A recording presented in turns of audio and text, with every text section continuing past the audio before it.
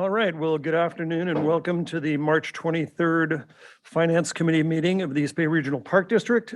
We apologize for the technical difficulties, but in our effort to provide the safest environment for staff and the public while allowing for public participation and pursuant to the Brown Act amended by AB 361, we're holding these meetings through a hybrid sort of in-person and remote attendance. So we're happy you're here. If you're here remotely, we're happy. Thanks staff for being here in person.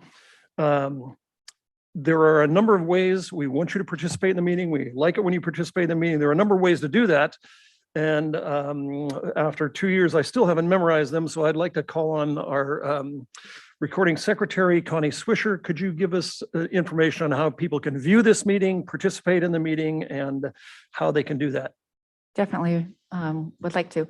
There's 3 ways you could do it via this Zoom call, this Zoom meeting. You can maybe put it in the chat and we'll let you, we'll put you on the agenda to speak. You can also email me at that's Connie Swisher, S as in Sam, W-I-S Sam, H-E-R at ebparks.org, or also leave me a voicemail at 510-544-2401. Thank you. Thank you, Connie. So to begin with, this meeting of the Finance Committee, we have a number of items, and they're all a couple of them are informational, and a couple of them are, if you haven't seen this process, what we do as a committee is we get information and we recommend to the full board implementation of some of the things we're being asked to consider today. So today, everything is going to be just a recommendation to the board or not. So we'll begin. I think we ought to begin because we're spread all over the place. Connie, could you do a roll call of the board members? Sure. Recording Secretary Connie Swisher doing roll call vote. Director Ann Wieskamp.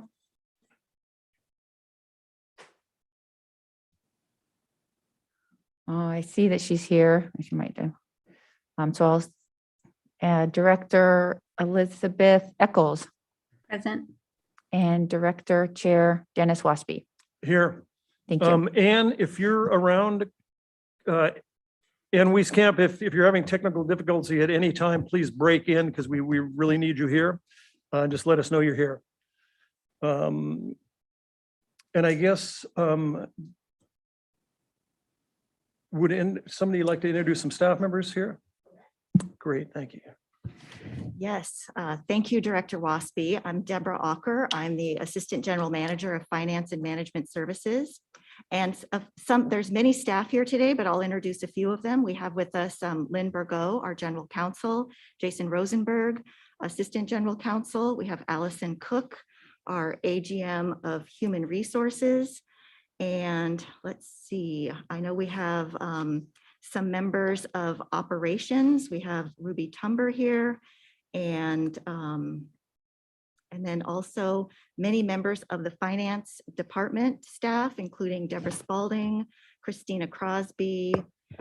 We have Michelle Strawson O'Hara, and we have Juancho Flores as our facilities, our manager, David Resting, our new CIO, and we also have David Sumner, our internal audit manager. I think that hits some of them.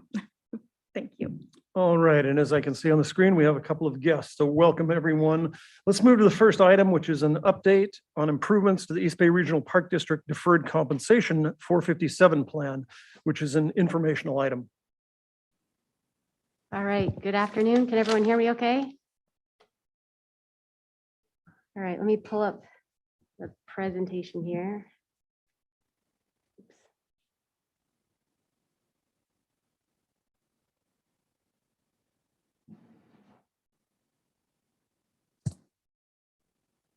All right.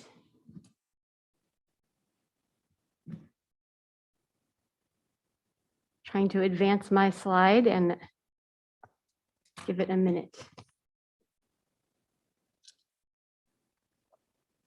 All right, while I'm trying to advance, I'll start talking. So the first 2 items on the agenda are related.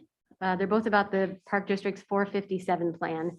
And this first one is really just trying to set the context for the second item. So this is an informational item giving you some background about what the 457 Plans Advisory Committee has accomplished Start my video. to date. I cannot get this to advance. You're welcome in. My camera fell down. Great, great. We have Ann. Here we Director go, Wieskamp finally. joining us. Okay. Yay, team. I owe you something. You can tell me what later. How's that? We're glad you're here. All right, so first some history and overview of the 457 plan. So the Park District first contracted with ICMA back in 1981. So we've had a 457 plan for over 30 years now. And we've been contracting with first with ICMA RC, which is now called Mission Square. So the intent of the 457 plan is to encourage employees to save for retirement. So it's really a benefit for employees. And it provides tax deferred saving opportunity. This is really important for everyone, but it's really, we feel particularly important for employees hired post January 1st, 2013. Those are what we call our PEPRA employees, and they have a lower retirement tier. So all full-time employees are members of the district's pension plan, CalPERS, and this 457 plan provides an additional retirement savings opportunity. So we've had this advisory committee since 2017, and it's really had several areas of focus. One of the main ones has been encouraging more employee participation and retention in the plan. One of the key reasons for doing this, in addition to it being a really great benefit that we want to encourage employees to take part in, is that if we have more plan participation, we'll have lower fees for everyone. We've also worked on broadening investment options for people who are in the plan and participant education, and then reducing fees for everyone and providing more fee transparency.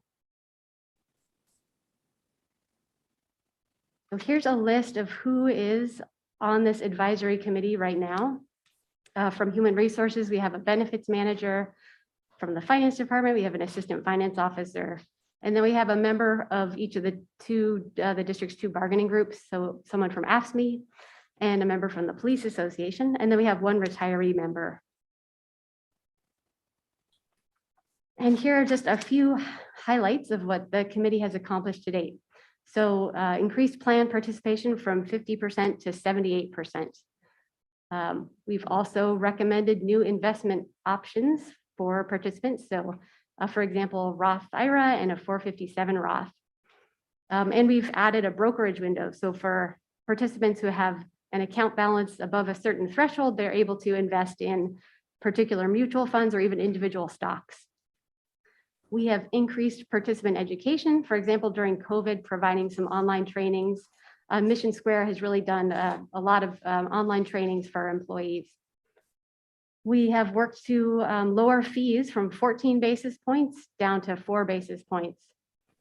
One of the current projects we're working on is getting a third-party firm to provide independent analysis of the available investment funds. And we're also, as I mentioned earlier, working on improved transparency of those plan fees. So again, this is just an informational item. I'll take the presentation down for a second, and if we have any questions, we could take them now. Thank you, Deborah. Are there any comments or questions from board members? I forgot to mention, we do have a number of our advisory committee members here today. In addition, we have Erica Armstrong from Mission Square. So I Fantastic. believe, yeah, I don't know if people want to turn on their cameras and say hello, but Dave Collins is here. I believe Meadows here. Who else? Maybe that's it. Janet Severin. Janet Is it- Severin, she's a previous member, that's right. All right, thank you. Well, thank you, committee members, for being here, and thank you for all your great work. I'm glad you're here. So we'll get back to board comments. Director Eccles, do you have a comment? I do. Well, first of all, thank you so many for being here. And I really want to congratulate the committee on doing so well in terms of accomplishing these goals. 50 to 70%, excuse me, 50% to 78% participation is incredible. And I am also impressed that you got 14 basis points is highway robbery. So I'm glad you got that down to 4 basis points, and increasing education and transparency, of course, is also really important. So I want to congratulate the committee on your work. Thank you. Member Wieskamp? It was really good to read about what you have accomplished. I agree with Elizabeth. It's something that is sort of flies low and it's under our radar in the board, but certainly it's very important for our workers. And I appreciate all the emails that came in about the issue. And so thank you very much for sharing your thoughts and information.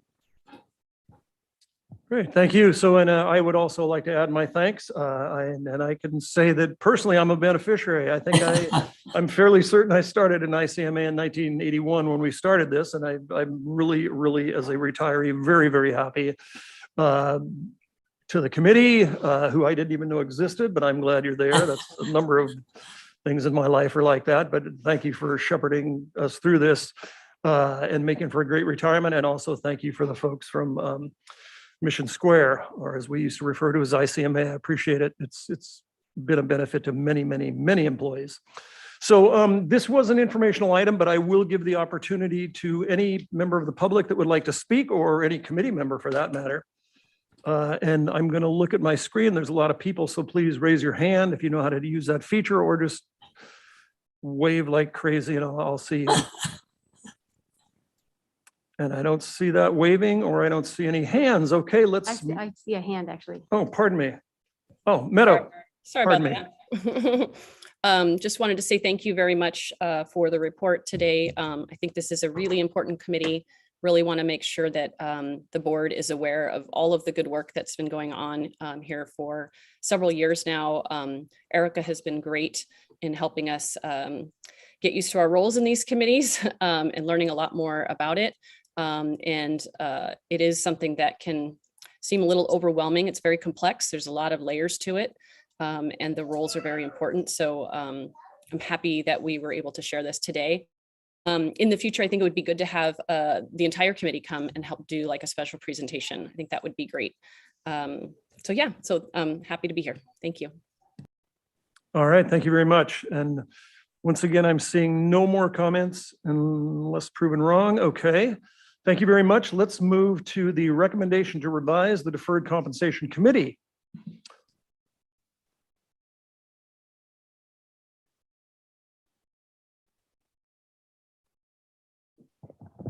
I'm just trying to advance the slide here.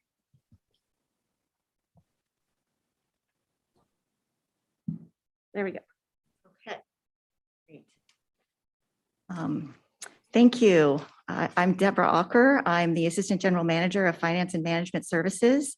And I'm really thankful that we got to present this introduction of the deferred compensation activities before bringing this item forward. It is kind of a work in process as we've gone. We stated that we introduced the advisory committee in 2017. And as part of the advisory committee, there are, different key responsibilities that that a board or a retirement committee would present. And some of those, according to, there's an organization called the National Association of Government Defined Contribution Administrators, NAGDA. So that's kind of the association that a lot of these plan administrators belong to.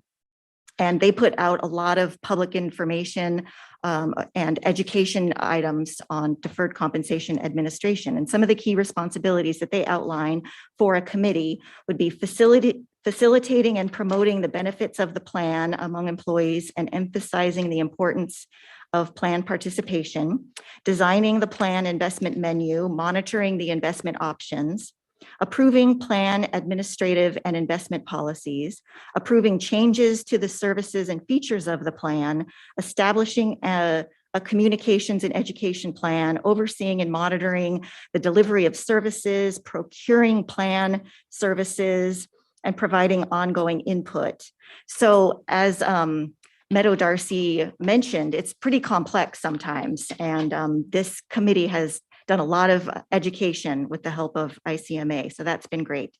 And along the way, we have come up with different challenges that have been encountered with the model that we have. So as an advisory committee, the recommendations made by the committee must be reviewed and approved by others within the district before they could be implemented. And so, you know, throughout the couple of years that we've been working together, there have been times where there have been lots of delays because the presentations or the information had to be repeated conversations, or maybe some of the final plan administrators or decision makers weren't at the committee meeting because they're not a committee member. And so those decisions had to wait for a follow-up meeting, and that seemed to be frustrating for the committee members over time. And so there was also a bit of a lack of clarity as to who was a fiduciary and what the fiduciary responsibilities are. And it is, it's true that if a fiduciary has not been explicitly delegated by the board of directors, then the fiduciary responsibility lies with the board of directors. And that's something that, that we came up with. So a fiduciary, what is a fiduciary? A fiduciary has the duty to act for someone else's benefit while subordinating their own personal interest. And so the fiduciary responsibilities of the deferred compensation plan are really focusing on that actions must be made solely in the interest of the plan participants and beneficiaries. You must avoid all conflicts of interest, and there's a strong duty of loyalty, a duty of prudence, diversification, and a duty to know and follow the plan documents. So those are a lot of the discussions that we had at the committee level and internally at the staff level of what are the fiduciary responsibilities. And so, you know, with those questions came up a question of, should these committee members have errors and omissions insurance if they are acting in a fiduciary role? And so we reached out to legal to help us, and risk to help us answer that question on whether we should get some fiduciary insurance. And the answer was, this committee is not a fiduciary, and therefore there was no insurance to be had because they were an advisory committee, and that the board of directors had retained the fiduciary responsibility. So then we did a little bit more research, and we found that as an administrator of public retirement plans, the district is a retirement plan sponsor, and there are sections in the California Constitution and the California Government Code that state what the fiduciary responsibility of the organization is, and that you do need to assign a fiduciary for retirement plans. And so, as I mentioned before, if no fiduciary is assigned, then it lies with the board of directors, and that is not a best practice. So the best practice, and it is, you know, stated in different ERISA documents, which are overlaying over retirement plans, and this NAGDA organization puts out best practices that we looked at. And they're really suggesting that a well-qualified committee that has sole discretionary authority over the administration and management of the plans would be assigned as the fiduciary. And so that's what we are kind of bringing forward today, is that we are recommending that we change the makeup of the Deferred Compensation Committee, which is now an advisory committee, and we change it to be a true fiduciary committee. And so when you determine, according to best practices, who should be members of a fiduciary committee that's overseeing retirement plans, there's a lot of information suggesting that you want to make sure that these members have the expertise and experience to administer retirement plans.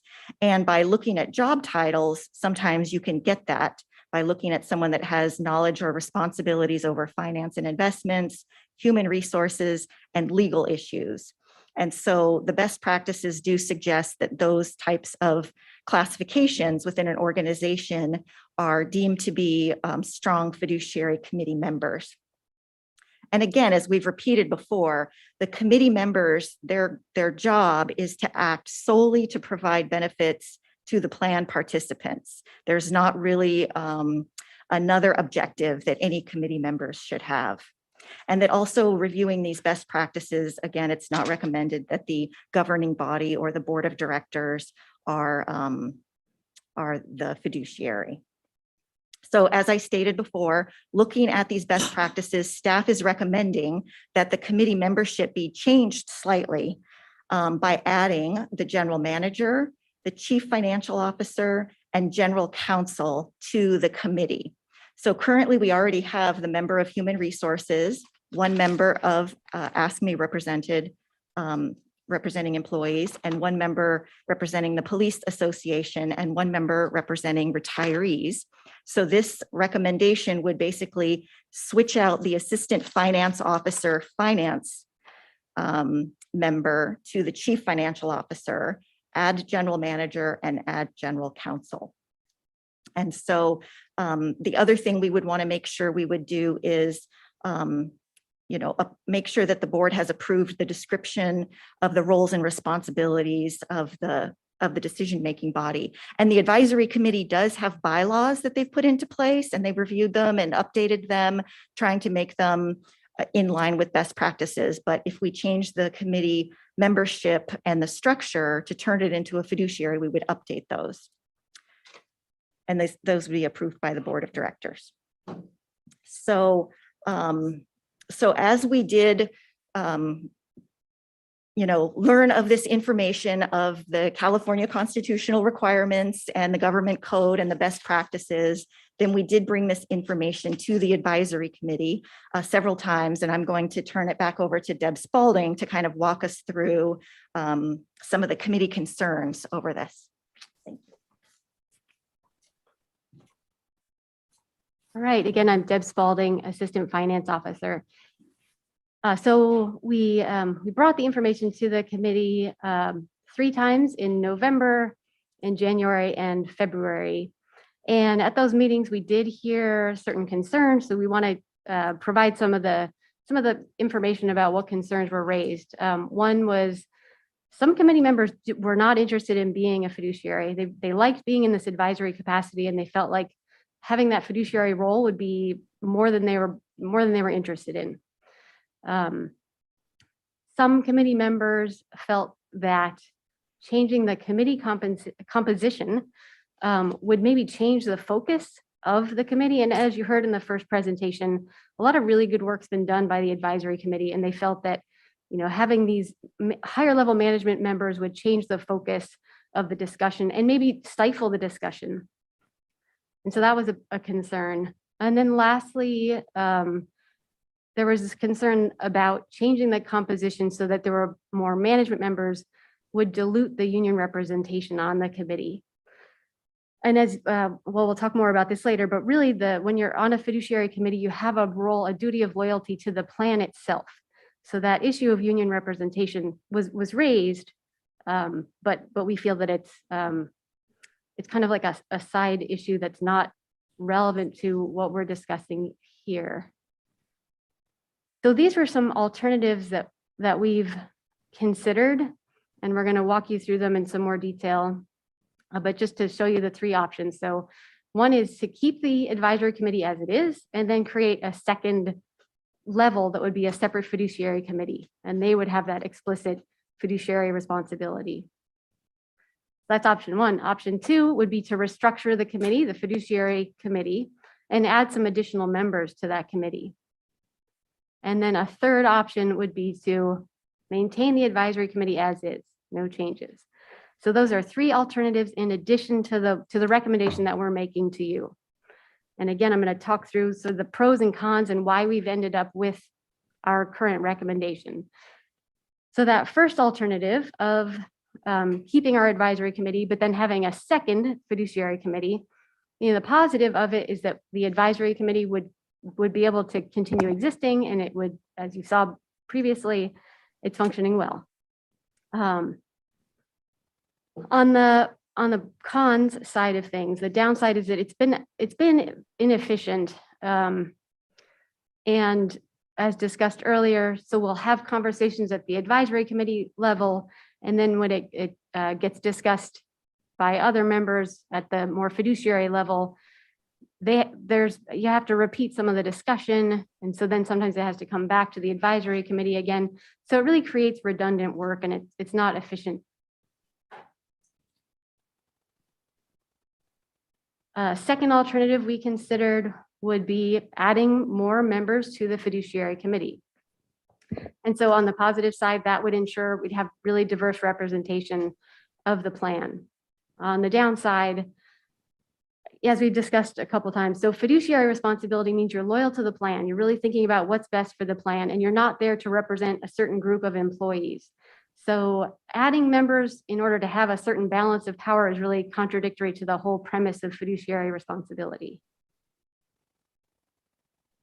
And then the last alternative would be to maintain the advisory committee as it is and not make any changes. So obviously, it's working, but then the fiduciary responsibility is still with the board of directors, which again, is not a best practice. And we would then be bringing recommendations to the board of directors. So there'll be more board involvement. And as we discussed, it's kind of a complex plan to understand and make sure that you really know about the decisions that are being made. So again, this is our recommendation for staff to revise the committee and bring this to the full board, revising the deferred compensation committee to include 3 members based on job title, general manager, CFO, and general counsel. Then 1 member from HR, 1 AFSCME member, 1 police association member, and 1 retiree member. And another alternative would be for staff to come back to the finance committee with additional information.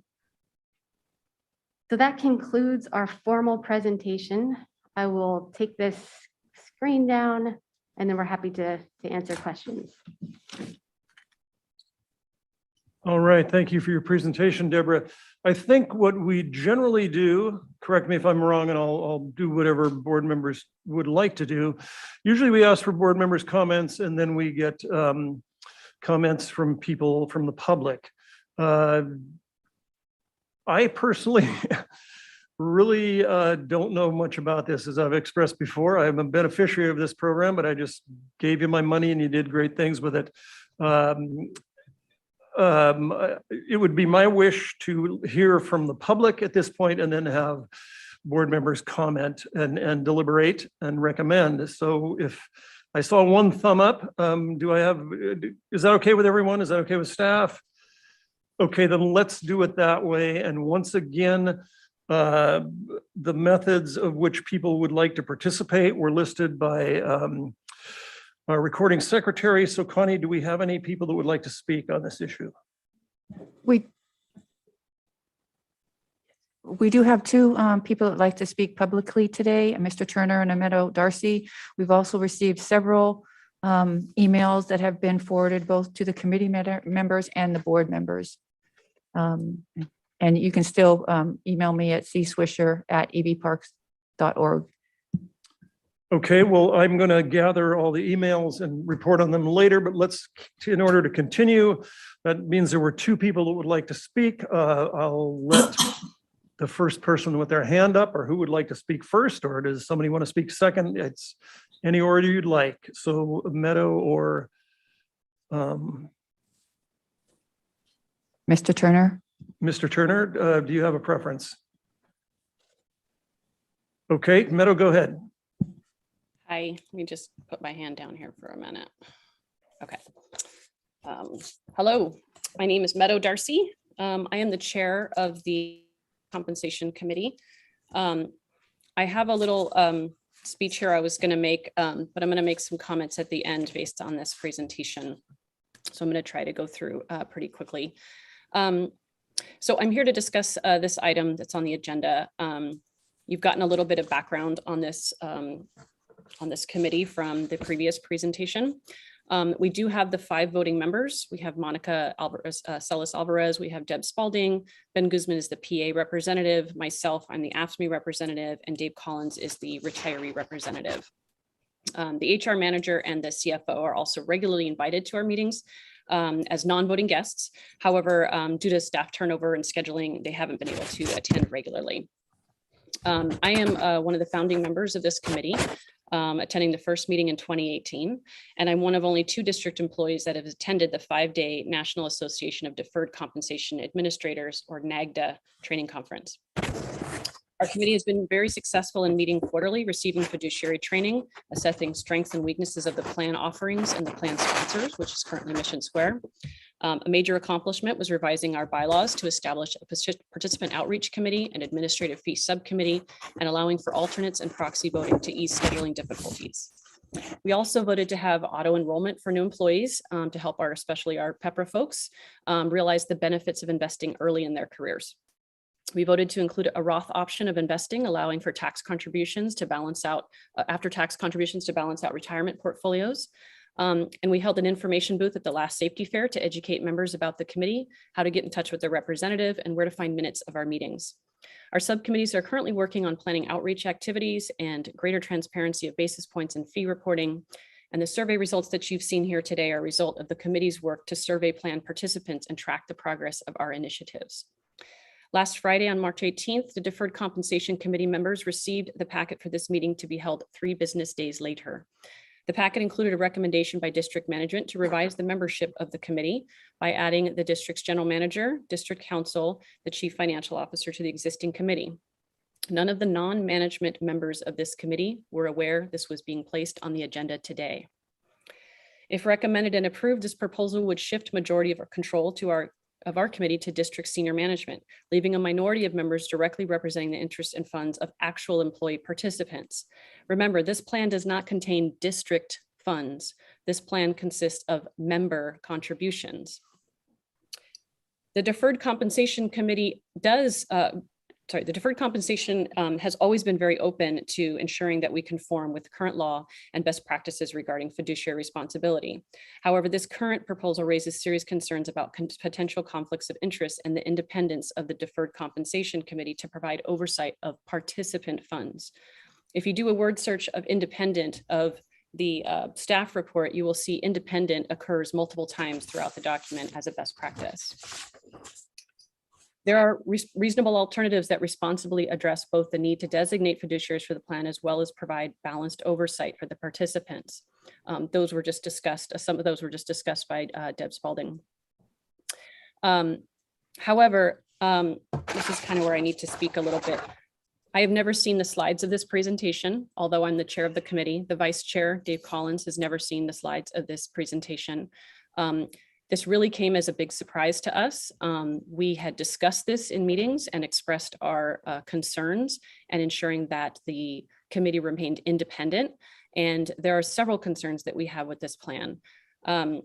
There's a lot of things that were brought up in this presentation that really, again, took me by surprise. We have been asking for information for any type of documentation about why we need to change the committee.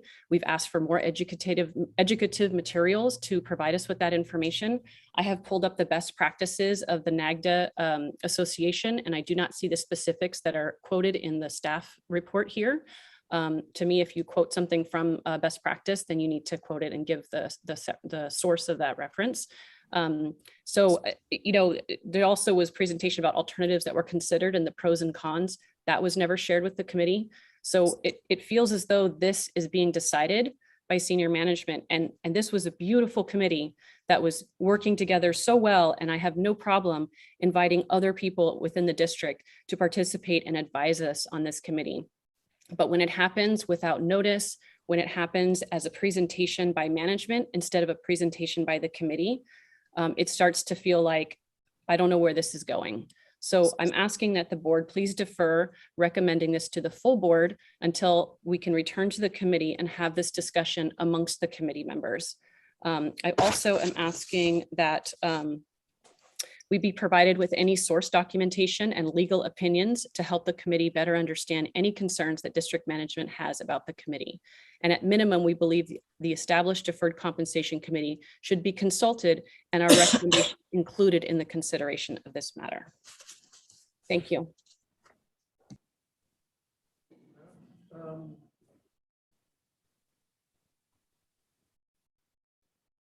Director Rossby, I actually don't see him on, so, but I wanted to make note that we did receive his email and it was forwarded on to both the board and finance committee members, and that it will be part of the today's meeting minutes.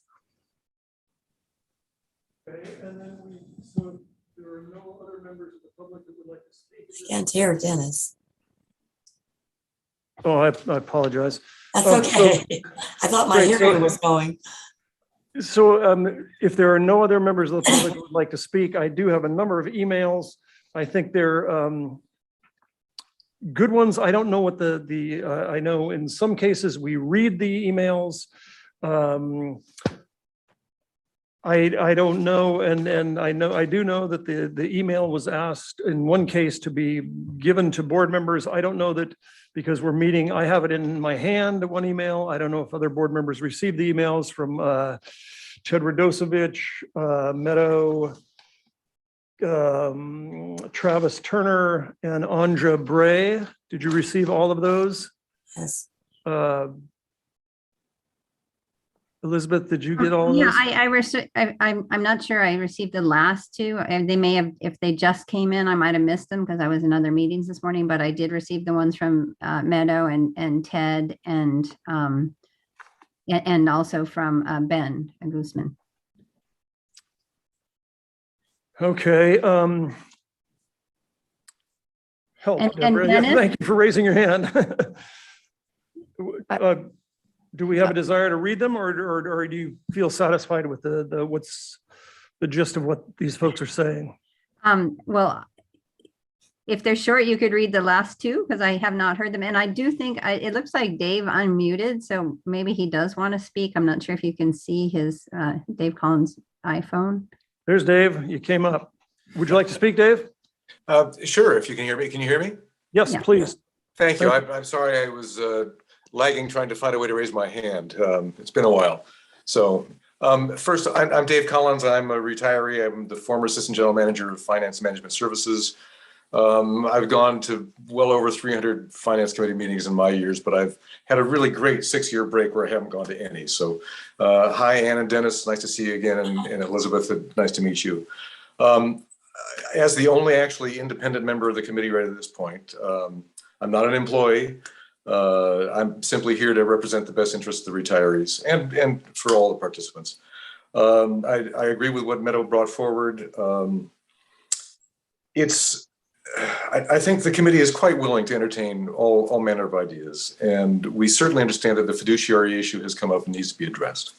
And I think that that's a core piece of it, but it's come up very abruptly in this case. And I think the full discussion, what I would have liked to see is have the committee receive what the recommendation was going to be and have that recommendation submitted as an alternate to the board along with a full discussion that came forward. And we really haven't had a chance to do that.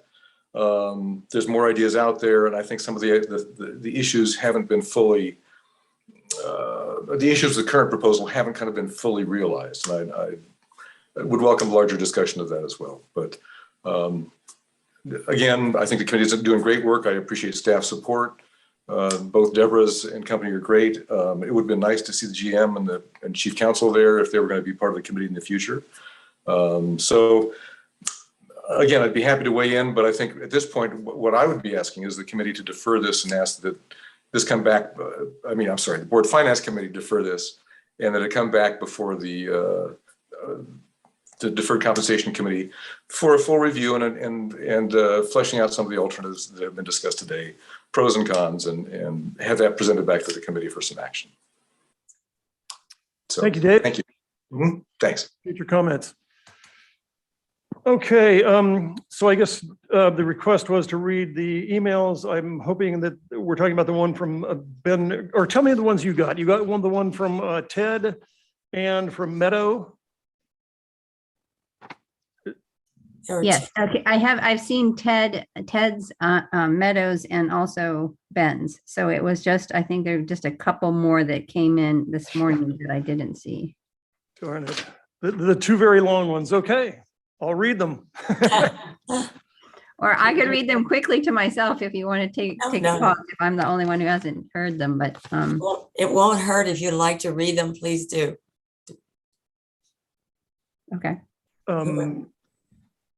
You want to read them out loud? I'm more than Was willing. that, was that me? Okay, you're asking Sure. me to do it or Elizabeth? I'll be happy to do it. This will be fun for you guys. Okay, Travis Turner, who is a park ranger, if I'm not mistaken, at South County Courtyard, has written, "Hello, I would like to thank you for allowing me to speak today. I will be addressing agenda item number 2 in regards to revising the Deferred Compensation Committee. It came as a surprise to me to find out that the management side of the committee is bringing to the board an increase in numbers of the management bargaining side and not allowing the union side to increase in numbers. I'm asking you, the board, to direct management to work with the Deferred Comp Committee, not management, bringing to the board a request to change the committee without discussing this with the committee itself. I expect this committee to represent me, support my best interest, to help me trust the investment mechanism the district offers. If this independent oversight committee has a majority of managers, how is it possible to provide independent oversight of district management decisions? This would suggest that both management's position would be to oversee itself in making decisions that may not represent the union employees' best interests. Hope that you can prevent this from happening. Thank you for your time, Travis Turner." Okay, another long one. Thank you. And we have one from Anja Bray. And Anja says, "Dear board and board of directors, we ask the board to direct management to work with the existing Deferred Compensation Advisory Committee, not come to the board to change it without even telling the committee they are doing so. I depend upon this committee to have someone that represents me to help me trust the investment vehicle the district is offering. If this revised Deferred Compensation Committee has a majority of high-ranking managers, how is it providing independent oversight of district management decisions? How can it oversee itself? Respectfully, Anja Bray." So thank you. I think that's, Connie, that's all of the comments we have from public. We'll continue to hear them if somebody Correct. wants to call in at this point, but now I would like to hear some thoughts from committee members. Elizabeth, would you like to go first? Well, I think Anne had her hand up first. Doesn't matter. Either or. They're just two of us. Okay, go ahead, Ann. First of all, I have a question. What's the big problem with we, the board members, having their fiduciary responsibility? I need to understand that because that seemed to be a prime motivation.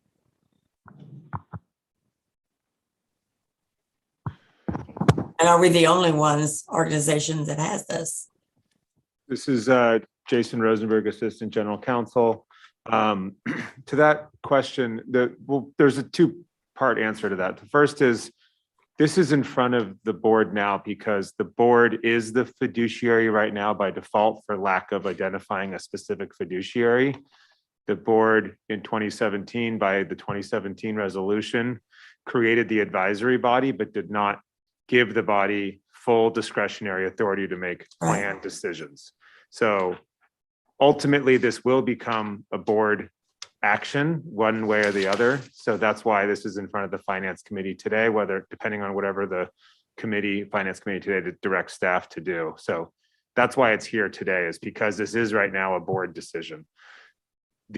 One of the best practices of having a finance and a deferred comp committee that is putting out its fiduciary duties correctly is independence. So it's not recommended that a elected board act as the fiduciaries, that there is a level of independence in that. It's not expressly illegal, but it's not recommended by staff or by the best practices to have the board exercising the fiduciary duties of the plan.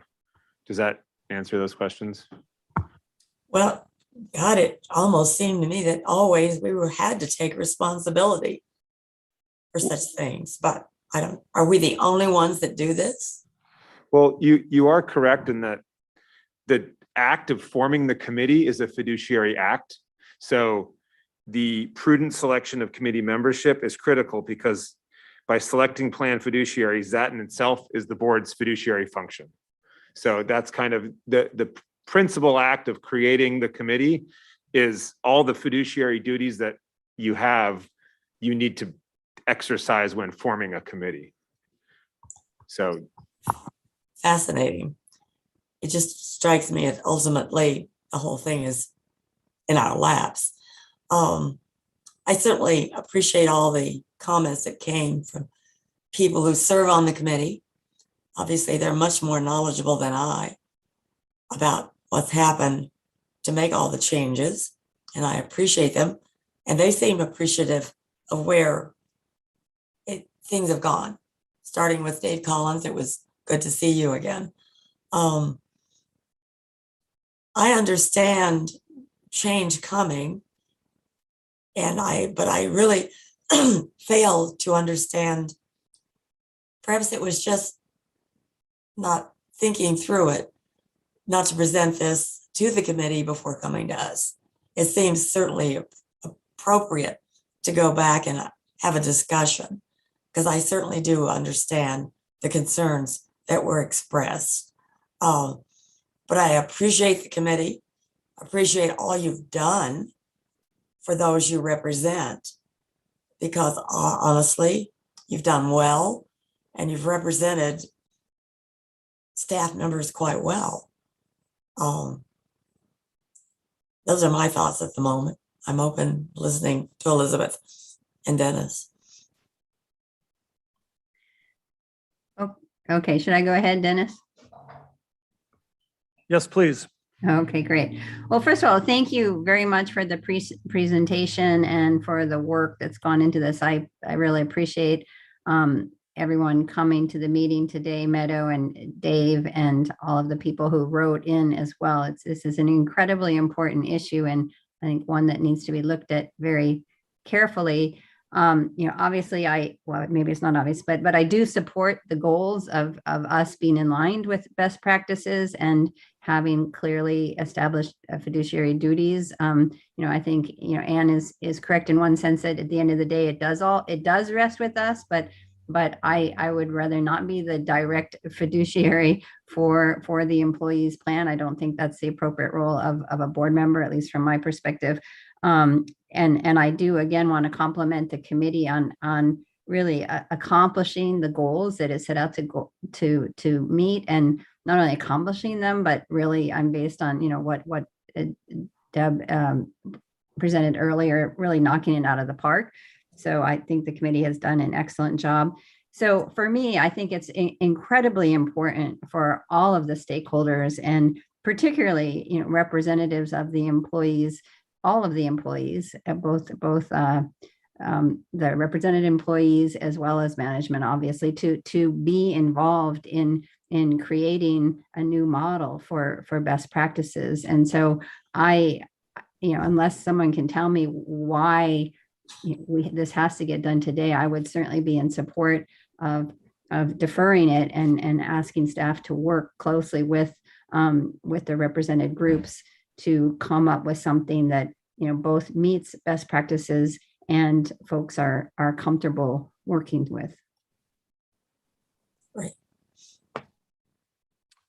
Thank you very much. So I guess my comments would be, once again, this is just a great committee. It seems like it's done great things. I know it has for me. I have the same questions. If something's running so well, why does it need to change? And I guess I understand that. I sort of understand why we need a fiduciary to take that responsibility, and that it shouldn't be a board if that's the best practices. But if those are the best practices, I think we really need to figure out how that's going to work. I mean, it's obviously, when you change a committee from a majority, and unfortunately, but it is the world we live in, there's a majority, and everybody's supposed to be looking independently at the benefit of the folks. But that's not how it works here in the real world at the Regional Park District. And I think we all understand that and know that. So to change the balance of, quote, power, that's a bad word. I should think of a better one. But I prefer an equal distribution of representatives on this board. I think everybody is in the interest. It seems like a slam dunk. It seems like, it's such a great program. Why wouldn't everybody want to be involved? And why wouldn't everybody want to be part of this? The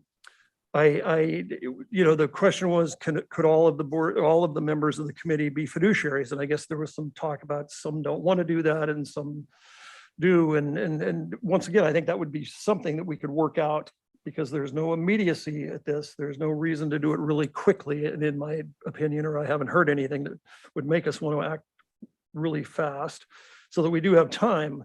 I guess, well, one question along the way is, if the committee was stayed as it is right now and nothing changed, would we be doing anything illegal, or it just wouldn't be a best practice? And has any, I mean, I'm really interested in how an organization that's set up, or a committee that's set up with, in the case of Mission Square with, and I'm familiar, you've got this menu that you couldn't blame anybody for blowing it. You're making your choices. It's your choice. You picked, if you want to roll the dice on that global plus, or the crazy fund that you're rolling the dice, or you can go in the plus fund and make a little bit of money, but have some security. I just think that that's a personal responsibility issue. So are we doing anything illegal by what we're doing now immediately? Or do we have any liability, I guess I would say? So the board has a duty to make an informed and reasoned decision. Right now, there is not an explicit identification of a fiduciary. So the board, at a minimum, if it does not want to change the current composition and structure of the committee as an advisory only committee, it would have an obligation to identify who is going to be the fiduciary. One staff member by job title, a committee of 3, the full board, which is not recommended, but legal advice is to explicitly identify who the fiduciary is. When the committee was first formed, and it's done incredible work, there's no denying that, it was formed as an advisory only. So it does not have full discretionary authority to make decisions for plan assets. The committee at this point will make a recommendation, and then it goes to staff to, on a case-by-case analysis, determine if it needs to go to the board for signature, or if we have existing authority to sign that under existing documents. That's not an efficient exercise of current practices. It would be best to have one person identified, one committee, or one body as the fiduciary. So if you don't want to change it as is, you still need to make some action to affirmatively determine who is going to be the fiduciary. Okay, then I guess I would conclude by saying that I don't have enough information to make that type of decision. I right off the top, I would think I would want one person being the fiduciary that would work based on the actions of the committee, because personally, like me, and I'm sure that 78% of the people in the district that participate just trust you and expect the committee to be independent, or the fiduciary to work in the benefit of the people they're representing.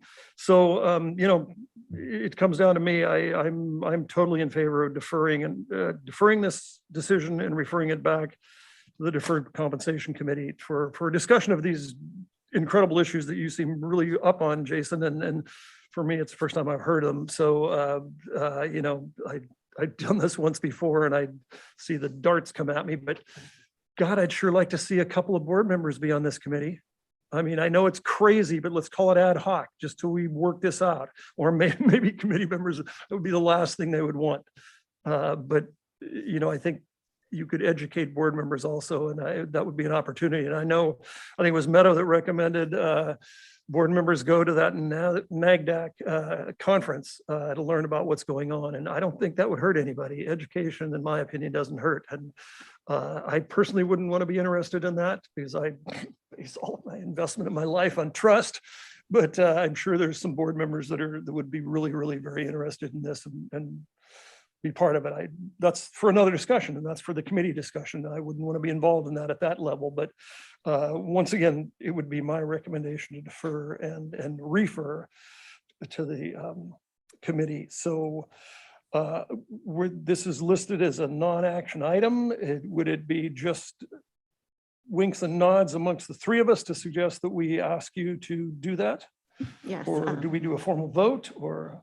No, I think it's Director a consensus of Waspy. the committee. I could be wrong if I'm speaking for Director Wieskamp or Director Eccles incorrectly, let me know. But I think that would be the direction of the committee at this point. Yeah, Director Waspy, Deborah Ocker, it is a very complex issue. And, as we spoke, it's a decision of the board of directors, and that's why we brought it here to the finance committee. But I just want to make sure that the board members do know we did bring it to the advisory committee 3 different times. Jason attended at least 2 of those meetings. I do admit we did not give them something in writing that was requested until this packet was put out, but we did talk in very much detail about it. So it was brought to the committee on 3 occasions. And we hear the board members of what the recommended action for today is. I'm going to have Jason kind of repeat what we're hearing of what our next steps are. Thank you, Jason Rosenberg. So as I understand it, the finance committee is recommending that we go back to the deferred comp committee to work with them on a recommendation to bring back to this finance committee on who essentially should be the fiduciary, or what options the board has, with enough information that you feel like you can make a reasoned, informed recommendation that would ultimately go to the full board. That is my belief, and I'm looking at my fellow board members. And Anna, I apologize, you've had your hand up. I thought you were applauding me. It looks the Well, same. of course, but But normally go right that's ahead. 2 hands.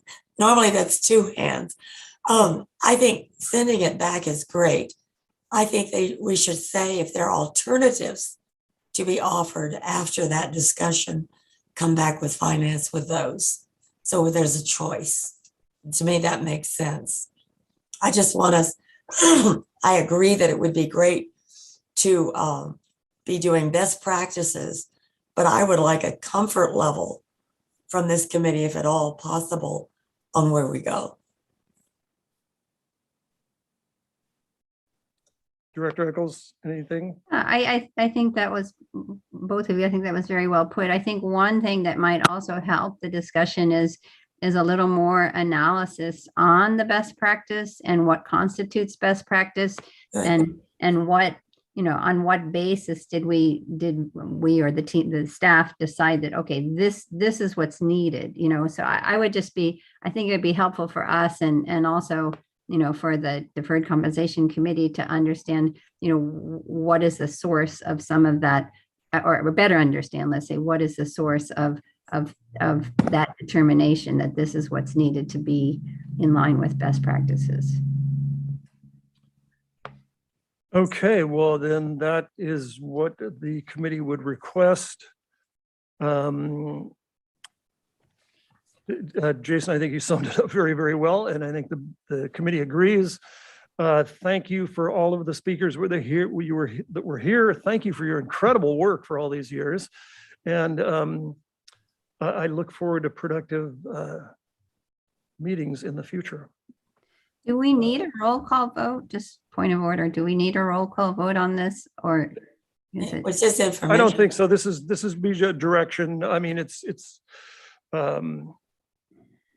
Okay, it was on as a recommendation, but I guess if we're not going to vote on the recommendation, do we need a substitute recommendation, or we'll just take it? A delayed decision in a sense for more information. I believe the consensus from the committee is pretty clear, and staff can go implement that, and we don't need a formal vote. You can if you want, but consensus is clear. I would prefer to do it as just like that. Just suggest, thank you for your report. Thank you for agreeing to continue to pursue knowledge and truth and virtue and everything else. Okay, thanks again. And thank you all the participants, and you're welcome to stick around for the rest of it. Good to see you, Dave. Again, thank you for helping us learn more about the committee and what you've been doing. It was very helpful. Yeah, thank you. It's a very informative discussion. Really appreciate it. Thanks, folks. Here, Dave. All right, so now some fun stuff. The 2022 internal audit work plan and final 2021 internal audit results. And our report will be presented by David Sumner, our audit manager.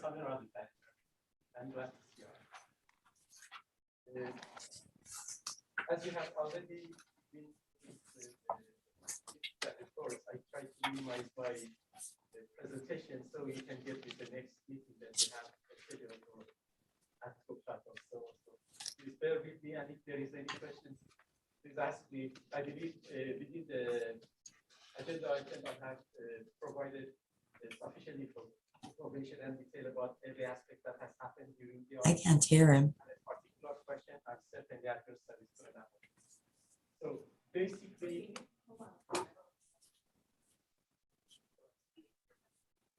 That's okay. Got it. Sorry about that. Yeah. David Sumner, Audit Manager. That's better. Thank you, David. And this is Thanks, Aaron. presentation for the 2021 activities of internal audit and 2022 audit plan, if you will. So basically, there is a gap between the practice and theory of every activity, and the work of the internal audit is to realize the extent of the gap, if you will, and try to minimize it so the predictable results that management desires would be achieved with minimum effort, and processes go through as they are supposed to have been performed. Internal audit has 2 staff, a full-time staff, and during the 2021, we have performed 20 audit projects, reviewed 579 contracts, prepared district's annual financial report to the state controller, compiled a statistical section of the CAFR or ACFR currently, and perform banking activity, cash flow projection and management, to make sure that the district financial obligations are met and highest amount of interest is realized for the district assets. And we have provided technical support to management and training to staff on an on-call and as-needed basis. On page 4 of the PowerPoint presentation, you read about what goes through in order to perform an audit project. Basically, we identify a scope, discuss the issue with the people that are involved in that activity, perform field work, and then prepare a draft, discuss it with the people that are involved in that activity, and get their confirmation that factual matters were properly included in that and covered. And then we provide recommendation as to how the things should progress in order to minimize the gap that I mentioned at the beginning. We, as a district, we are recipient of grants and provider of grants. So part of our internal audit activities is covering the grants that the district provides to the various entities. And we perform 12 measured WW grant audits during the year. The way that it works is district provides advance payment or ongoing payment to the grantees. And then at the end, before the final payment and acceptance of the project going to take place, then we, as internal audit staff, will go and review documentation to make sure that the grantee has complied with the requirements, basically, and then sign off on the thing and request that the last payment be granted to the grantee. So in all cases, the grantees have been compliant with the requirements per the grant agreement, and we have signed off on that. You have already seen the first 3 or 4 projects during the mid-year presentation, so I'm not going to elaborate on them further. And we go to page 9, which is the Redwood Reinhardt Regional Park cash handling activities. Based on our understanding, they had not really complied fully with the established policies and procedures. The problems were not significant, but we still would want them to increase their degree of compliance. What had happened was they had discarded some of the logs that they have for cash handling. And also they had gone and approved, provided cash refunds without really management supervisory. Up until $15 cash can be returned to recipients by the cashiers. But in these cases, park supervisor is required to review that and make sure afterwards that the things are okay. And beyond that, they had exceeded this limit. You know, they had gone and provided more than $15 limit that has been already established. So that was the case. And the other issue there was that the cash collections were not picked up on schedules. And this is more or less a repeated item in many of the cash collection sites that we audit. So that there has to be really some kind of a management decision as to how they want to proceed in the future, if you will. The next audit that we performed, which is on page 10 of the PowerPoint presentation, was review of the Black Diamond regional preserve cash handling procedure. It's a very beautiful place, especially in the spring season. And they have 2 visitor centers that are alternatively open throughout the year. And there is 1 kiosk that is at the park entrance. And again, basically, they were not really well equipped to handle amount of cash that is in their possession because the kiosk is too small. So they did not have a safe there. And also issues of the staff not being familiar with the procedures of proper cash handling came up. The visitor centers were not really fully familiar with what they are doing. Later on, when we discussed the finding with them, they indicated that the internet connection that they have and the newly established point of sale system that exists there was part of the problem that they had because the internet connection was intermittent. So they had gone ahead and in a repeated manner, they had treated refunds as cash shortages or overages and all that. And it really indicated that the staff were not fully familiar. So that was the basic things there. The other audit activity that was done was a cyber security review of the district, which was in the works, if you will, for roughly about 2 years up until we managed to make arrangement with the state of California cyber security unit. And then they came in and they performed a review, provided their recommendations and findings.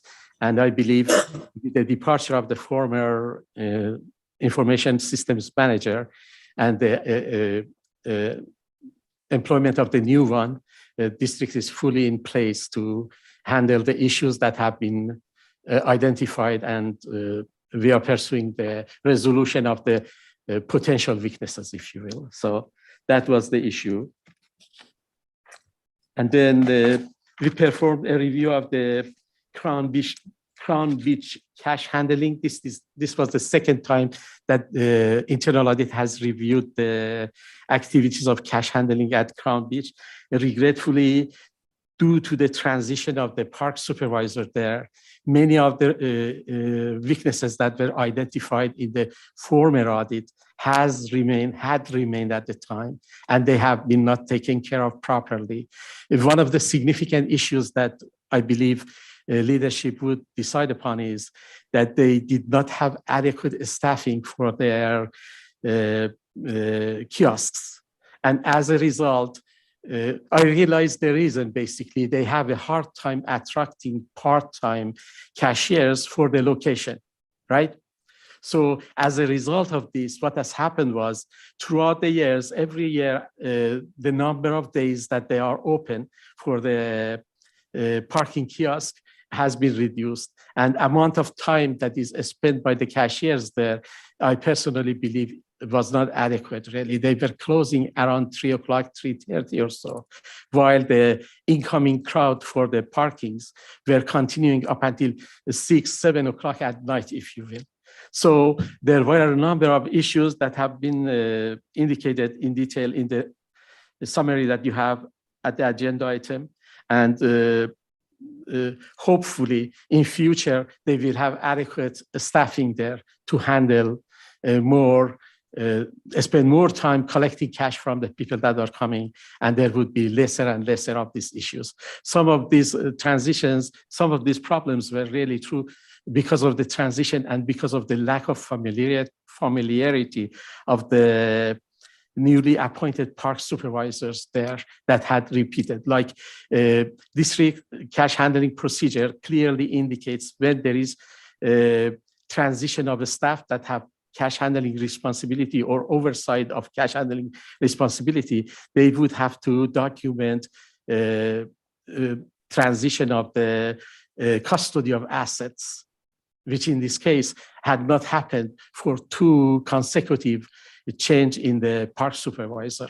So park supervisor is officially appointed as the custodian of the starting cash fund and if they have a petty cash fund, both of them, and they would have to sign off a form and turn it into finance, and finance retains a roster that shows how much cash as a starting change and how much cash as petty cash is maintained in each location. Both of these park supervisors had not done that, and there was a $120 shortage that had not been really booked in the finance department's records because they never completely agreed with each other as to, okay, when I'm changing position, I have to count this cash and hand it over to the next person. So there was no possibility really to fix the responsibility who had neglected his duty that causing this $120 shortage. And for multiple years, this loss has not been recognized. So that was the issue there. And then again, the transportation and deposit of the cash that they are collecting had not occurred on timely basis. And beyond the security issues and beyond the problems that it might cause with regard to the security for the staff that are working there and beyond the cash handling security, the retention of the asset, the other issue is when they are not timely in reporting and depositing the money to the bank, it causes undesirable fluctuations in the financial records that the district retains, right? So when you compare one year to the other, they are out of whack because transaction had not been reported timely. So for these 3 reasons, safety of the staff, safeguarding of the asset, and timely reporting of financial information, we certainly are requesting that they maintain their records properly, they fix responsibility when they hand over cash to each other as the succession occurs in a park supervisor level. And beyond that, they inform the finance department to do the thing that is needed so it can be done. Other issue that we looked at was, as you know, with the outbreak of COVID-19, to maintain activity of the park district, like every other business that had faced this issue, district had to agree with allowing certain assets be removed from locations and be taken to the residence of the employees who continue their work remotely. So the issue came up that how do we control, say, computers and the printers and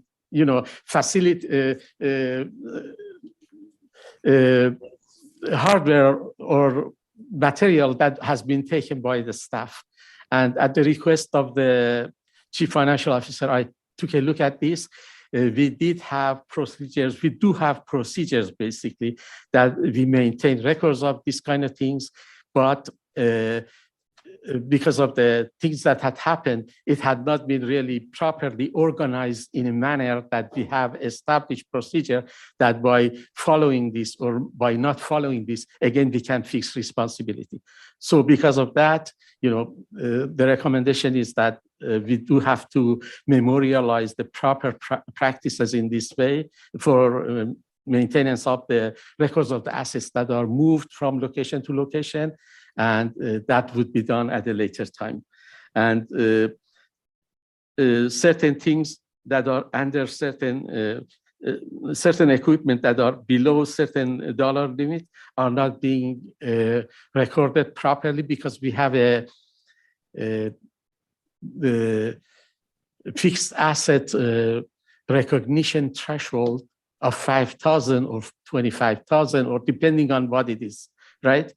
So certain things are expensed because they are below $100 or so. Say somebody requires a headphone or somebody requires a camera for his computer and all that. So these are being expensed in the year that we go and purchase this, right? And it's not going to be recorded as a fixed asset because they do not meet the threshold requirement. But still, in the interest of maintaining some control, staff had initiated the practice of retaining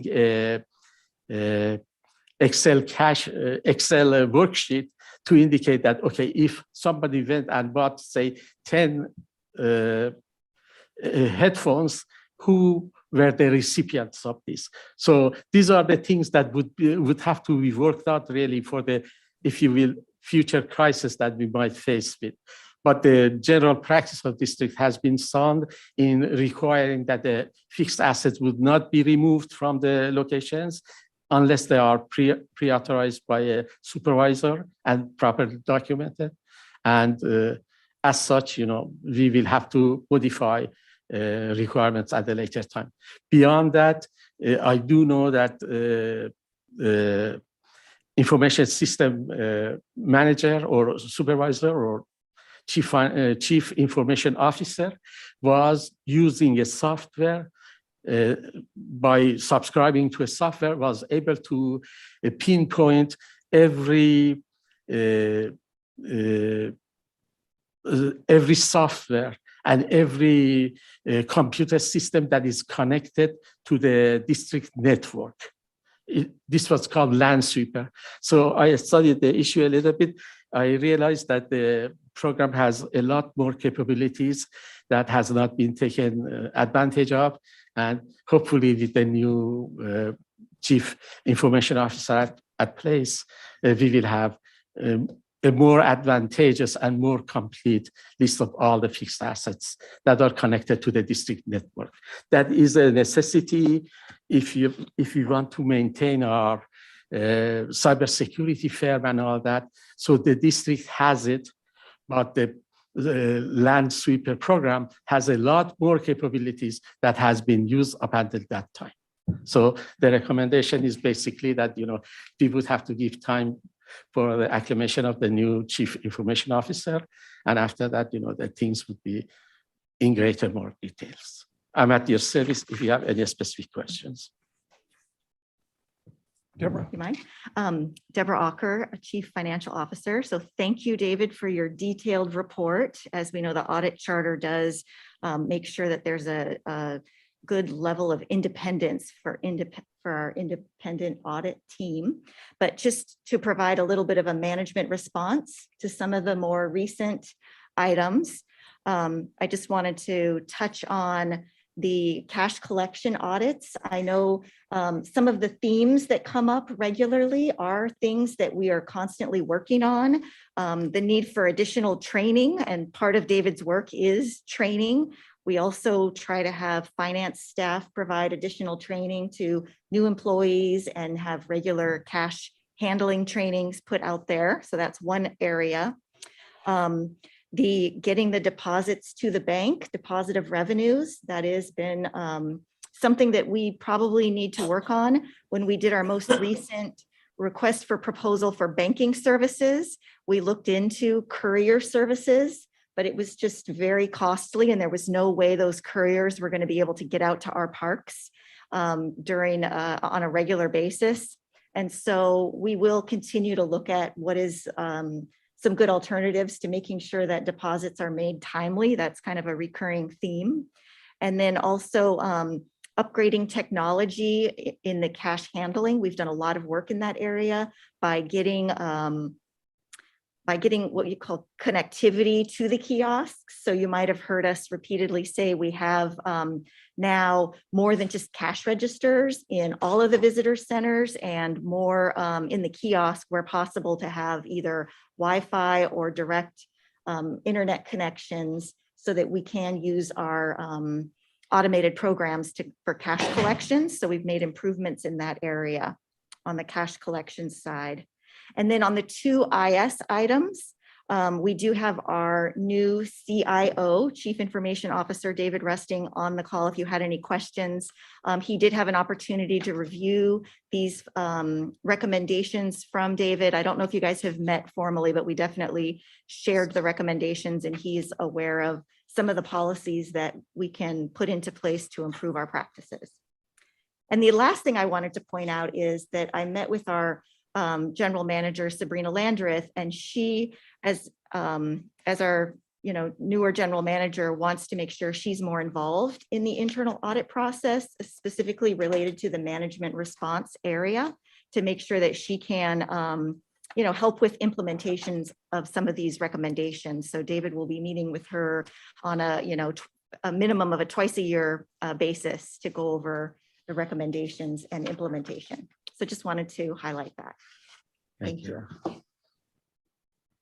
Thank you. And thank you, David. Is there any board member comments or questions?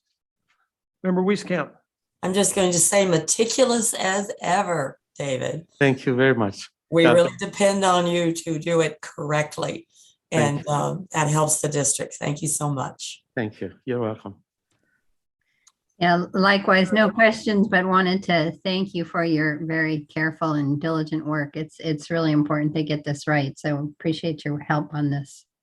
Thank you very much. God bless you. I appreciate all the support that you are providing. As you know, auditors are endangered species, and if they do not have support of the leadership, they would not survive. So I'm grateful for all the support that you have provided to me throughout the years. I'm glad to be of any kind of a help that we can. Thank you. Well, yes, and thank you, David, for your presentation. I think it's incredible that we have this function in the Park District. I think it's well needed after having worked here for 37 years. I find it, I guess my questions would be not to you, but to management. I mean, and I'm not criticizing anybody. I have these wild questions. So we were leaving $18,039 sitting at Redwood Park because nobody's picking up. 62% of the pickups aren't being made by the police department. But it's been going on for 3 years and nothing's happened. And, don't want to grit on anybody, but if you're having a bunch of kids collecting a bunch of money and sticking them out there in really remote areas, which we always say, oh, there's no internet connections. In some cases, there's no phone connections in some of these places.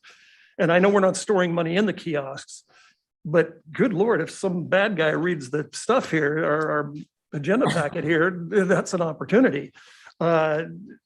Also, just a comment, I find it, some of these cavalier answers as to when David points out something's wrong, and then, insufficient attention to details, mathematical miscalculations, unexplained gaps in sequential numberings. Hey, I can't answer that. Excuse me. And then I love some of these responses. Oh, we don't have internet service, or geez, we changed supervisors. Really? David's doing a lot of work. We're, in my opinion, some of these collections, just philosophically, I don't know if I want to get into it right now, but I don't think we should be charging people parking, especially if we don't have nobody's seemingly taking it seriously. Why don't we let everybody come in for free? We always talk about being more and more welcoming. Here. Well, let's do it. Also, and just another side comment, I don't know what's wrong with me today. I think that was a really good audit on the gas usage last year. Good Lord, I think we're going to need to, the price of gas, I think we're going to have to hire a police officer to stand next to all of our stations because the past history is not good. But once again, David, thank you so much. Thank you, sir. Thank you very much. And by the way, if for some of you that don't know, David was honored yesterday for his 20 years of service for the Park District. Thank you. Quality, great service. Good for Thank you you. very much. Thank you very much. God bless you. Chair Waspy, I do have an action on this item. I don't think the PowerPoint was quite right, but we do have the annual audit work plan for this year, which David's already started working on. It's on page 10 of your packet. And so we are requesting that the Finance Committee review and approve that. We'll bring that to the board so they know what David's working on for this year, what the team's working on. I'm sorry I missed that. Thank you for pointing it out. David, do you have any comments on the work plan, or it looks very entailed as it always is every year? Board members, I know you've had that in your packet. I think these are all great, bouncing around to hitting different areas and very thoroughly checking how we're doing business and doing audits. If there's any comments from board members or members of the public or any comments from David, hearing if there are none, I'll accept a motion to recommend to the full board that we approve this So moved. 2022 internal audit. Second, We have a motion and a second to approve the 2022 internal audit work plan. Any discussion, comments? Anyone? Hearing none? All in favor? Because we're in this hybrid meeting, we need a roll call vote. Recording secretary taking roll call vote for agenda number 3, Director Wieskamp, Aye. Director Eccles, aye. and Director Chair Waspy. Aye. Thank you. Thank you. The motion passes unanimously. Thank you very much for your presentation again. Our next item is the updated environmentally sustainable purchasing policy. Wow, that was detailed. And Deborah. Deb. All right, good afternoon. Again, Deborah Spalding, Assistant Finance Officer. So this next item is an update to our environmentally sustainable purchasing policy. I'm going to start out by giving an overview and again, some context, and then we actually have some other staff here are going to round out with, real life examples of how this gets implemented. So the environmentally preferred purchasing policy was first adopted back in 2008, and the idea back then, and it still is to encourage environmental responsibility in purchasing. And the idea is that it'll reduce solid waste, encourage life cycle perspective when you're buying things, and reduce our overall environmental footprint. So while Central Stores has really maintained this focus, and we'll be hearing from Juancho Flores in a second, who's going to be talking on Central Stores' role in this. Outside of Central Stores, there's not a whole lot of awareness about the environmentally preferred purchasing policy. So with less awareness, there's just been less activity in this area than we would like. So now I'm going to turn it over to Juancho, and he's going to talk about Central Store's role in providing green products. Okay. So board, my name is Juancho Flores. I'm joined by Jeff Colantano, supervisor for Central Stores. So I just want to go over the process that we have currently. On a quarterly basis, we have our Central Stores Advisory Committee meet. We discuss current products and also welcome the ideas of new green ideas out there that people are using. We have extensive discussions when it comes to green products. And basically during that same meeting, it could be voted on to adopt and try out certain products. The Central Stores definitely does their best to try to get the greenest products available, but sometimes we have park rangers or somebody from operations that may give us an idea that we didn't know anything about. So it's really like a what do you call it? A collective a collection of minds out there to see what's working from a green standpoint and what's not working. From there, we'll go through a testing phase, and if we like the performance of the product, we will move forward with purchasing it and having it available at the stores, Central Stores. A good example of that would be just a while back, we were using starch-based utensils, and somebody had come up with an idea with using wood because starch-based utensils, they degrade over time, a long time.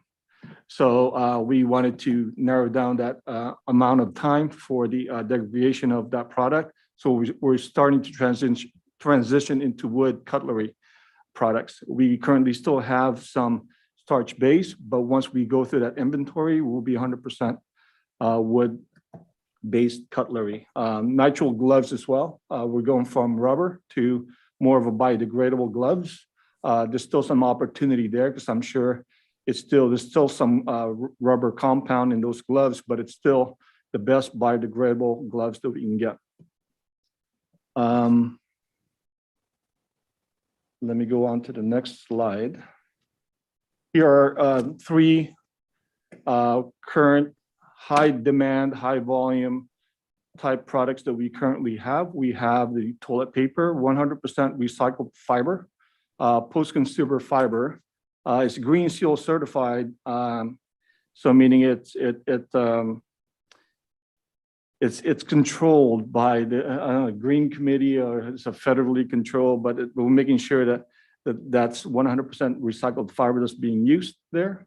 We also have these beautiful pens that we had that's coming as 89% recycled, made from recycled bottled waters.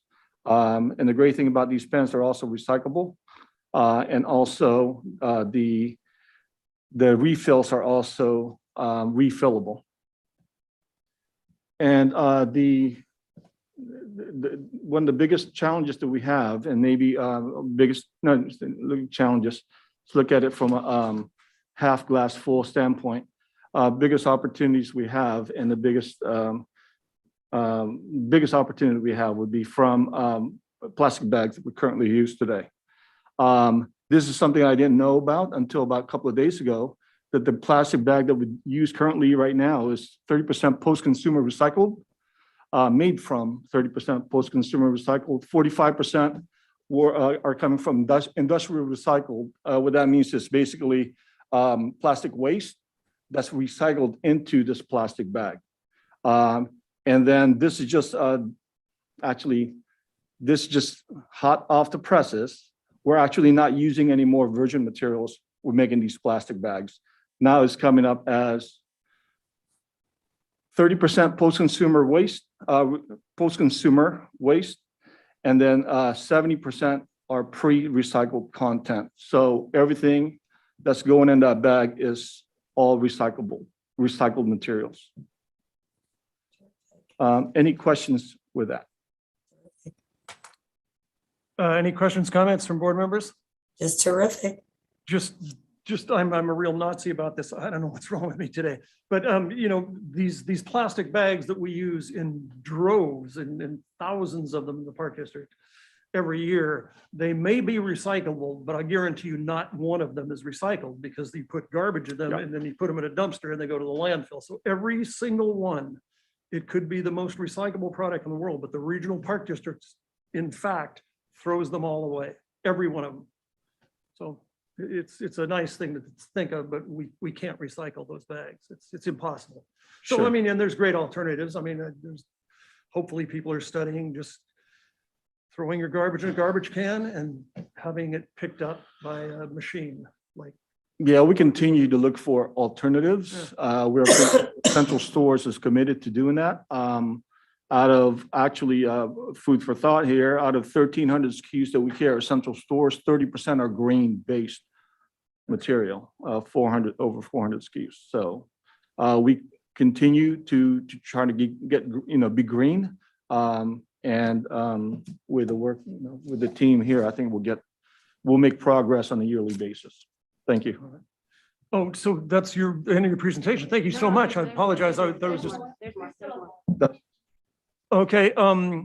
Any questions or comments of Wancho from board members? For doing a great job. Where did Not Elizabeth easy. go?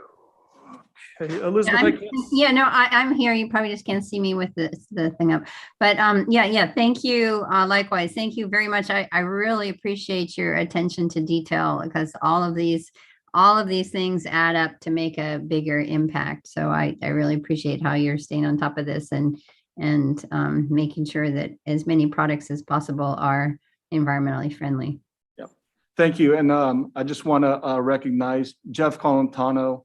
This is his baby, and he is making sure that we are green as possible. So I want to give him credit. I'm just a spokesman today. Thank you. Thank you. And my comment, Jeff is incredible, and as having known a number of Central Store supervisors, Jeff's really on the cutting edge of this and has done incredible work researching it and doing extra work. I'm wondering, the paper we use in the Park District is what post-consumer rate is this? Is this, because, Steve Miley was a real advocate. And he bought 100% post-consumer recycled paper for every use in this building here and throughout the district. Are we still at that level? We are actually, the paper that we're buying today is 100% from recycled, is recycled paper. Excellent. And we're actually, I just closed a contract today for Xerox. They're going to provide us with more environmentally friendly copiers that will work better as well with recycled material. So. Excellent. Fantastic. Great work. All right. So now back to the policy itself. So some of the goals for updating the policy, well, one is just to increase awareness and make sure that all the staff know that it exists. We also wanted to update the language. There's new state guidelines, and there's also some work that the Park District has done to change its own policies and procedures. So we wanted to update that and refine it to be more specific to East Bay Parks, because the original policy we used was really sort of like it's a stop waste template. So we're trying to customize it to make it more relevant to us. And this is all in the context of the board's policy direction of managing resources in a changing climate. So as we are moving forward to update this policy, we worked with central stores, the sanitation department, fleet, design and construction, and office services. And we also reviewed some policies from other cities. So some notable changes, you have the policy in your packet, and in yellow, you'll see the highlights of the changes that were made, but just a few to list out here. So one is we changed the name of the policy to emphasize sustainability rather than preferred purchasing. It's environmentally sustainable purchasing. We added references to our own integrated pest management policy and our green fleet management plan. We added references to the updated state legislation that now exists, added language to prohibit the use of single-use plastic water bottles and other non-compostable foodware at all district locations. We are going to work to incorporate the ESP policy into Park District contracting language and concessionaire agreements over time. And we added an implementation pilot program. So there'll be a committee that'll be implementing this. And for the first 3 years, they'll be reporting out to the board of directors on changes that are being made related to the policy. So I'm now going to turn it over to Ruby Tumber, who's here from operations, to talk about the implementation team, because she's going to be on that team. Hi, good afternoon to the committee. I'm Ruby Tumber, management analyst. As Wanchu mentioned before, there is sort of an informal process in which our staff advises the Central Committee on Purchasing, but this process will formalize that process. This team will formalize that process. Our division does a substantial portion of the agency's purchasing. We buy everything from toilet paper to tractors. And there is an environmental ethic that guides what we buy. And staff largely do strive to purchase sustainable products. This team will allow us to talk with central stores and other members of our agency in an ongoing manner and update products as they enter the market. This will be a multi-divisional team, including operations staff, with myself included, finance and management services, general manager's office, as well as design and construction. We will work together to identify areas where greener purchasing can be implemented and investigate green products to be added to the central store's inventory. And as Deborah had mentioned, we also really want to educate employees about how to make purchases that are climate friendly, more sustainable, and that use less water and energy resources, thinking about everything from the cradle to the grave and the life cycle of the product. In the process of creating or updating this policy, I talked to a lot of operations staff to get an idea of our compliance with the policy. And as I mentioned previously, people do strive to buy the greenest products that are available to them. However, there are small measures and large measures that we can take to improve our sustainable purchasing. We noticed that there are very small instances in which park staff use plastic water bottles, and largely for things related to emergency services in the field. If someone's dehydrated, staff will keep a couple of water bottles in the back of their truck.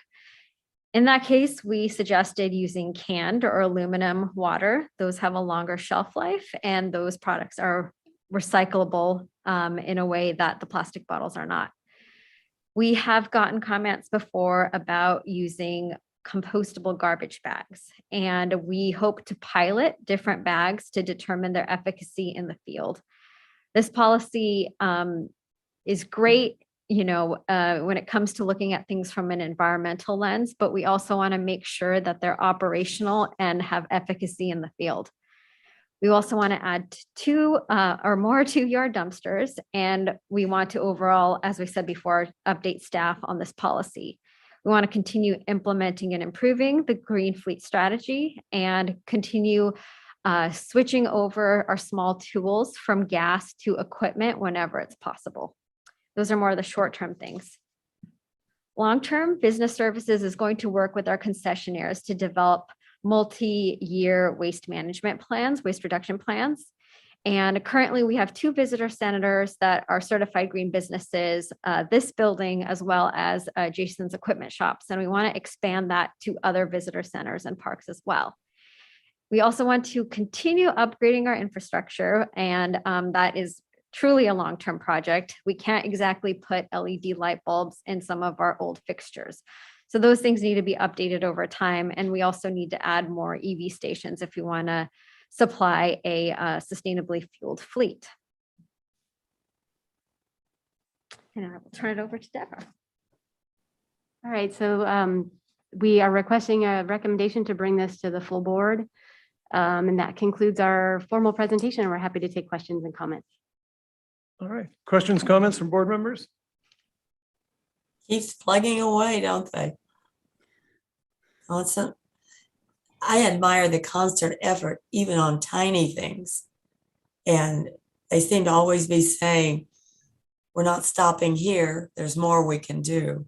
So I think everybody has a great attitude throughout the district to do the right thing, and keep it up.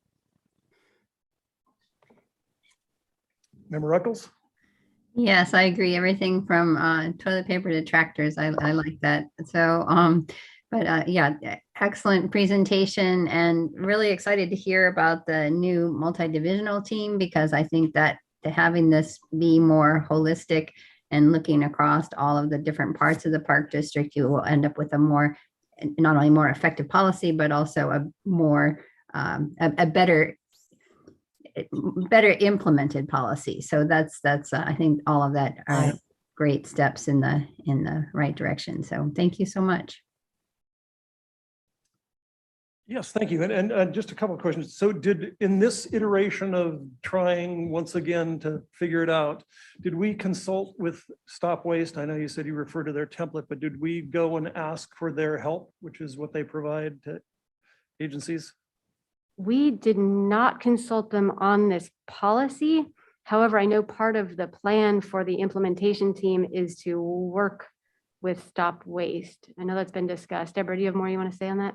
That's correct, Director Waspy. I think you could direct us to connect with them before we bring this to the full board, and we can make sure that we do touch base with them and have them take a look at our policy to see if there's anything missing. And then we could incorporate that into anything that we are missing before it comes to the full board. Okay, well, Okay. if the other board members are willing to do that, go ahead, Anna. I know what you're going to say, Ann. Go ahead.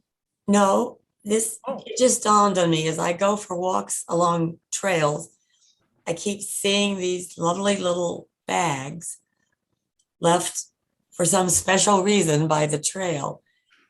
Is there any way we can help someone develop small, lightweight bags that are disposable and compostable? It turns out the bags of the mutt mitts that we use at the park district are biodegradable. So we looked at the specs on those, and it says they're biodegradable. As you already heard from Wancho, they're always looking for new products and what's the best product. But the specs on the mutt mitts say that they are biodegradable. Okay, terrific. Let's just hope the greater world adopts their use. Yeah, although they may be biodegradable, but they may take a very, very long time to biodegrade. So it may be misleading. I don't know. I don't have the specs on the mutt, so I don't know for sure. But a lot of these things, they say they're biodegradable, but it takes 20 years or something like that. So, yeah. So anyway, but back to our chair's point about consulting with Stop Waste, yeah, I fully endorse that idea. I think it would be really helpful for them to take a look through the policy and if, if we missed anything, because certainly if we're looking for best practices and to be a leader on this, then Stop Waste could certainly help us with those best practices, just in case we've missed anything. Absolutely. And pardon me for interrupting you, Ann, on that. I thought you were going to suggest that as a member of the Stop Waste Alameda County Waste Management Authority and spent years on that group, they're an incredible asset. And Absolutely. Elizabeth, I won't out you, but if I'm not mistaken, you were the head of the entire green building movement, weren't you? Well, that not the entire movement. Thank you for promoting me. I was director for the U.S. Green Building Council in Northern California, and yes, we did work with Stop Waste and very familiar with the good work the folks do at Stop Waste. Isn't it great? It's still going. Yes. They do great work, and they are very open and they give grants. They've helped out. In fact, the Park District, I think we received over 150,000 or 50 at Camp Arroyo. I don't know, quite a bit. Okay, yeah, a lot of money. They're really into it, and they want to partner with a group like us it's our charge. It's our. I will tell you that my husband had a great time watching the straw bale building out at Camp Arroyo. He thought that was absolutely terrific. And I think more people can see what has been accomplished and that it does work, the better off we all are, the more encouraged they are to do the right thing. All right. And well, just one more question for me. I love this. I'm very happy about it. I look forward to it being a good program. I'm wondering, there's lots of recommendations and suggestions. Have we ever considered outright bans? And I'm suggesting that, say, don't have a paper. I don't understand why we would have a paper cup in the Park District. Why would we have anything you could throw away in the Park District? And it sounds outrageous, and to suggest banning something is awful. But in fact, the Alameda County Waste Management Authority years and years ago banned toxic waste throwing it in your garbage can and just having it go into a landfill. Toxic waste. We don't want that. Everybody now says, oh, of course we don't do that. Take it to household hazardous waste or dispose of it properly, or don't produce it or buy it. And then we banned tires. People went, what do you mean? I throw my tires in the garbage can or roll them into a creek in a park somewhere. But no, they don't do that anymore. And it was, oh, we can't do that. But then you can do that. And then it got really outrageous. And when I was a member, we banned any green waste. You can't put green waste in your garbage can anymore. It was a ban, a county-wide ban. And other counties throughout the world have done that. So it sounds outrageous when you propose it, but then it becomes the norm. The and it's norm. the right thing to do. Who would do that? And just, I think it was last year, 2 years ago, I don't know. They've banned food waste in your garbage. It's got to go in your green waste. So I don't get why we don't do that. Banning something is, because I'm the worst offender. When I come here and I want a cup of that great coffee out there at that fancy machine, I go, oh, why didn't I bring my cup? And there's that beautiful little paper cup up there. And I look around and say, can I sin really fast? And a cup of coffee, and I do it. But if it wasn't there, I'd either pour it in my hand or not have a cup of coffee. And I think I'd remember to bring my disposable cup or reusable cup. Yeah, I think a lot of the work that the implementation team will be doing is to make making the right choice easier. And I mean, there may be some things that the implementation committee may decide, like we should ban paper cups, or and so it's not in this policy, but it's something that I think, through this 3-year implementation that you'll be seeing annual reports brought to the board. You could see something like that move forward. All right. Yeah. Well, thank you for being open-minded. And Director- thanks for endeavoring that. But it's the right thing to do. So thank you. Yeah, Director Waspy, we do appreciate being challenged in this area. So I think also the committee members will provide those types of challenges. And like you spoke of, recently they banned plastic straws and plastic bags. And, those are all things that we generally accept. So I think that's something we can definitely look into. All right, so is there anything else on this subject from anyone? Any members of the public, board members, staff members? Okay, that moves us to public comments. Any public comments that were? I do believe we than- have a recommendation for this Oh, committee to Yes, to recommend to the full. recommend to the full board after we bring it to stop waste, if that could be the motion. So moved. Second, Do we have a motion, a second? Any further discussion? Hearing none, we have a roll call vote, please. Recording secretary taking a roll call vote for agenda item number 4. Director Wieskamp, aye. Director Eccles, Aye. and Director Chair Waspy. Aye. Thank Thank you you. very much. Motion passes unanimously. Again, thank you for the presentation. Now we move to public comments, and there are no public here that have expressed interest to speak. So then we'll move to committee comments. Committee members, comments? Quite a diverse agenda. Yes. Yes. Very interesting, informative discussions today. Really appreciate everybody's work on this. And a lot of work. And I would agree with all of that. Thank you all so much. It's been an interesting day. Any staff comments? Thanks again. Good to the order. Nope. Thank you for, who else did I see in here? David, you were honored. Who else? I'm really happy that the coffees we're having honoring longevity, for a lack of a better word. It's great. Anna got an award. I'm really happy that everybody's getting out there and getting those. So congratulations if you're here and getting those awards. And if not, have a great weekend. Or it's not the weekend yet, is it? Well, it's getting closer anyway. We're close. We're getting Midway. Anyway, thank you all for being here. We are adjourned. Thank you, sir. Thank you, Director Thanks for Wasserman. everyone. Thank you.